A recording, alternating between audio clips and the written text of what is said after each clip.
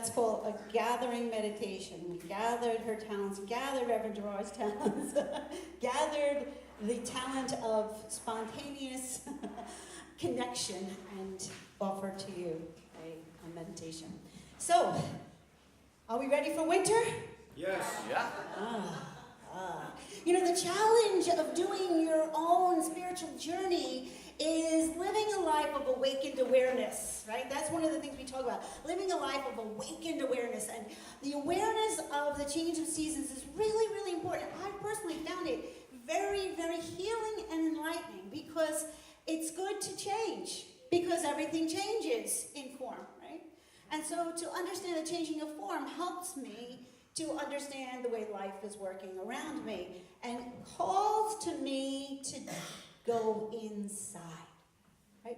Go inside for answers, go inside for direction, go inside for connection, to go inside. This is the season that makes everybody run inside, right? So, and that's what we want in the spiritual journey, right? We want the reminder to go inside. The problem is, most of us aren't so, ecstatic about the inside. And I meant that word, because that's what it should be, the inside. A place where I can be ecstatic, to find pure joy. Because that's where we're told the divine resides for us, with us, in our lives, right? I accept the divine into my heart, then where will I find it? In my heart. Don't go searching outside. Right? Try to find it. And the winter reminds us of that. And what do I do with that? We talked about Rumi last week, right? And Rumi reminded us that the wound is the place where the light enters in. This season we talk about, on that darkest time, the sun returns. Doesn't return all full power all at once. Because that, again, is the grace of the knowledge of the divine, of who we are and what we can handle. Right? We need it in increments. We need to develop that faith and that opening of our sense. And that comes in that willingness to living a life of awakened awareness. What am I doing? Everything I'm doing affects how I'm going to experience the rest of the day. So what's going on in my head? Is my head filled with thoughts of this darkness? Okay. I can accept that. And where did that come from? That came from thoughts from yesterday. Yesterday's thoughts give me today's experience. Today's thoughts will give me tomorrow's experience. What do I want to have be my experience? How do I want to have it? What do I want it to be like? So this challenge to trust, this challenge to reach, this challenge to look at that one little minute of additional light that day, right? Because that's all that happens. We celebrate, the winter solstice, the sun's going to return, it's going to come back. It starts getting darker and begins to start getting lighter. Not all at once, minute at a time, day at a time, a little bit. We say it's spiritual work. We say it's a spiritual journey. It's a spiritual process. Recently, I watched a documentary with Raymond Moody.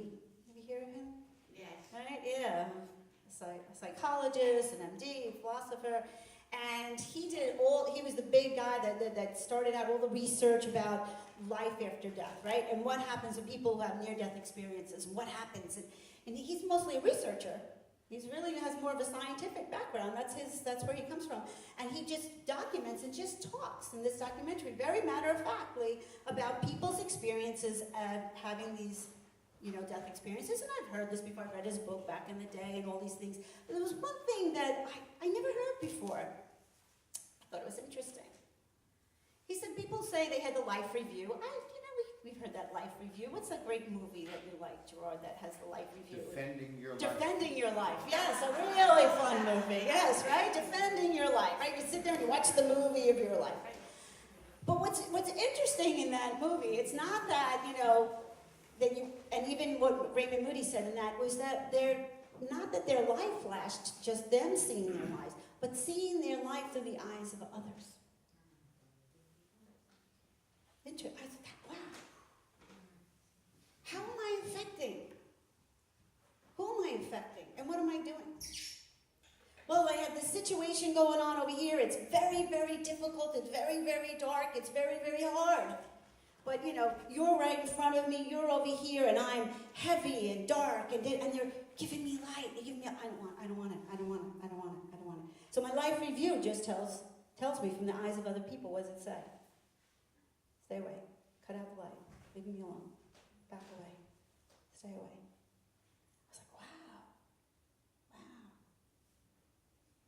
And I said, I gotta pay attention more. Even more. Every day it's about growing. Growing in this awakening is about really paying attention.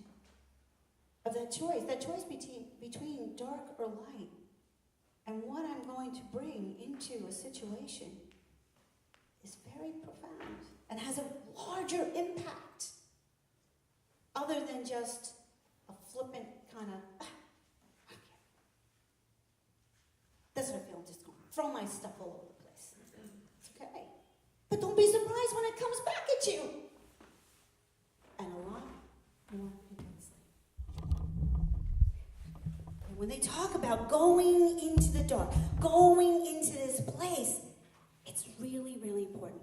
I had these were 3 questions to ask yourself